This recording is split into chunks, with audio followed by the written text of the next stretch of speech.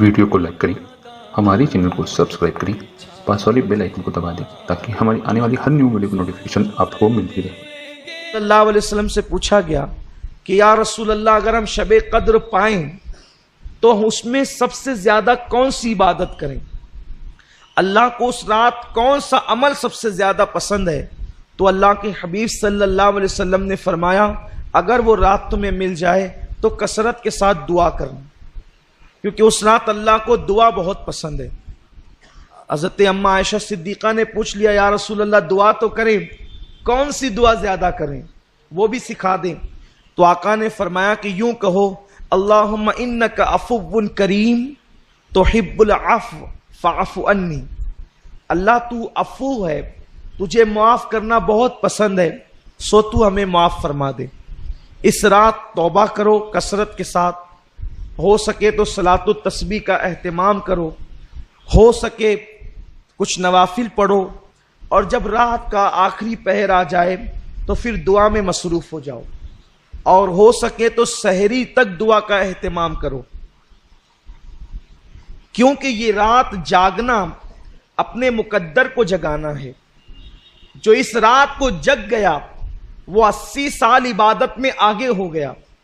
और खास तौर पर बहुत अहम बात अर्ज करने जा रहा हूं, जितनी इबादतें भी आप करते हैं अल्लाह उसको कबूल कर ले तो उस पर इनाम क्या मिलता है? जैसे किसी ने हज किया तो हज करने वाले के सारे गुनाह माफ हो जाते हैं, वो ऐसे पाक हो जाता है जैसे अभी अपनी मां के पेट से पैदा हो। इसी तरह जुमा की नमाज पढ़ के जाने वाला हफ्ते भर के सारे गुनाह माफ हो जाते हैं। इसी तरह रमजान शरीफ के रोजे रखने वाला गुज़िश्ता रमजान शरीफ और इस रमजान शरीफ के दरमियान जितने गुनाह किए थे अल्लाह सब माफ कर देता है, सारे गुनाह माफ होते हैं। लेकिन शबे कदर की एक इनफिरादी खुसूसियत यह है जो हज में भी नहीं है, बड़ी जिम्मेदारी से कह रहा हूं, जो हज में भी नहीं है, जो रमजान शरीफ के रोजों में भी नहीं है। अगर किसी को शबे कद्र मिल गई तो इनाम क्या मिलता है? आका फरमाते हैं, अगर किसी को शबे कद्र मिले और वो उसमें इबादत कर ले तो अल्लाह इनाम क्या अता करता है? जितने गुनाह किया है वो भी माफ कर देता है, और जो अभी किया नहीं है करने वाला है अल्लाह उसको पेशगी माफ फरमा देता है। कितना बड़ा करम है। लेकिन शबे कदर मिलना चाहिए, और वो मुतय्यन नहीं है, लेकिन हम तो बस अल्लाह पर उम्मीद करते हुए जो वो शबे कद्र में इबादत करते हैं। अल्लाह फरमाता है, खैरुम मिन अल्फि शहर, यहां तक आपने सुना। अब ये 1000 महीनों से अफजल है, बराबर नहीं अफजल है। फिर फरमाता है, तनज़्ज़लुल मलाइका वर्रूह, और इस रात फरिश्ते आते हैं और जिब्रील अलैहिस्सलाम आते हैं, और क्या करते हैं? सलामुन हिया हत्ता मतलइल फजर, फज्र तक वो लोगों के लिए जो इबादत में मसरूफ होते हैं सलामती की दुआ करते हैं, उन पे सलामती भेजते हैं, उन्हें सलाम करते हैं। तफसीर में आता है कि ये जो शबे कद्र है, अगर इसका उर्दू में तर्जुमा किया जाए तो तर्जुमा ये होगा, तंग कर देने वाली रात, या तंग हो जाने वाली रात, या तंगी की रात।